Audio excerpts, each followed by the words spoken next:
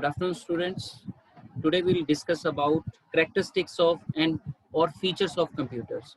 In previous class, we will discuss about what is a computer and its block diagram. In this uh, lecture, we will discuss about characteristics and features of computers. So first characteristics is the speed.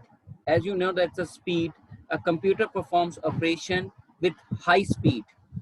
A computer has the ability to process large volume of data to retrieve data in a fraction of second.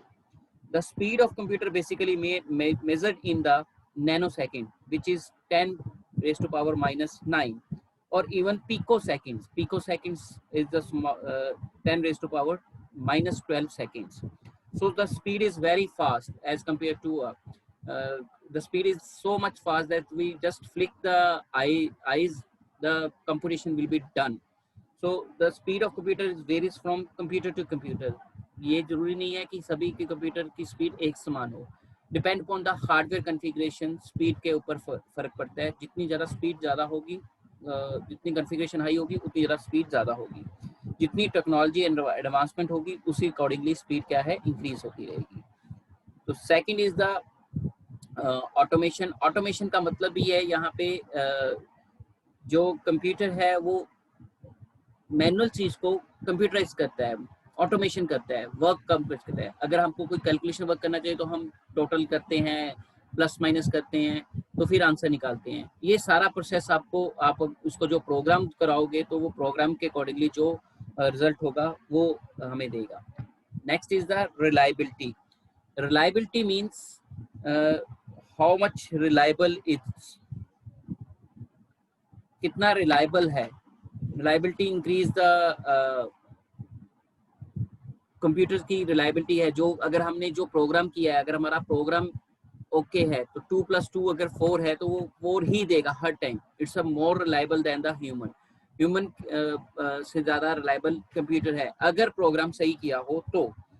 तो next is the accuracy. Accuracy का मतलब क्या है? Computer is a very accurate device. Even it can be called as 100% accurate device. जो computer perform करेगा, जो भी calculation करेगा, सेम एक्यूरेसी के साथ करेगा.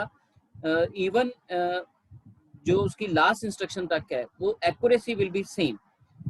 अगर कोई एरर आता है तो एरर किस कारण आ सकता है? क्योंकि जो ह्यूमन ने या प्रोग्रामर ने कोई प्रोग्रामिंग गलत की होगी तो उसकी एक्यूरेसी जो है वो डाउन हो सकती है, तो इनएक्यूरेट रिजल्ट आ सकता है. So degree of accuracy is depend upon the computer design. Next is the versatility. Versatility का मतलब क्या है?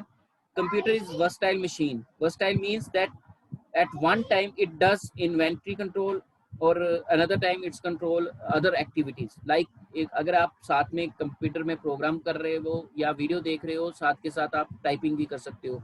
म्यूजिक लगाया हुआ है तो साथ के साथ आप और काम भी कर सकते हो. तो वैसे ही यहाँ पे क्या है, many task at A time का मतलब है वैसे. लॉजिकल का मतलब इट्स लॉजिकली स्ट्रॉन्ग. जो हम एनालिसिस करना चाहते हैं या कुछ एक्टिविटी लॉजिकली एक्टिविटी करना चाहते हैं तो कंप्यूटर्स में वो इजीली कर सकता है. So this is the another characteristics that is the logical. Then is the diligency. Diligency का मतलब भी यही है कि थकावट नहीं होती. जैसे कि अगर मैं आपको एक काम दूं तो वो काम आप 2 मिनट में कर सकते हो. तो वही काम मैं अगर आपको रेपिटेशनली वही काम करवाने के लिए करता रहूं तो वर्किंग आवर्स ऐसे हमारे होते हैं 8 आवर्स, 10 आवर्स, 20 आवर्स.